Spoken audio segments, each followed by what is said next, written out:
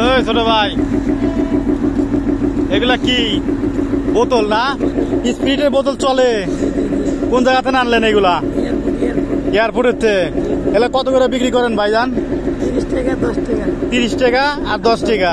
10 টাকা কোনগুলা? স্পিরিটের গুলা। আর এই যে সাদা গুলা সেগুলা 30 টাকা করে।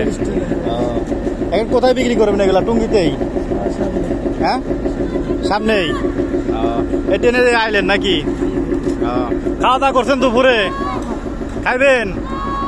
তাহলে আয়েন, থুয়ে আয়েন ওইগুলা। কোথায় থুয়ে যাইতেছেন?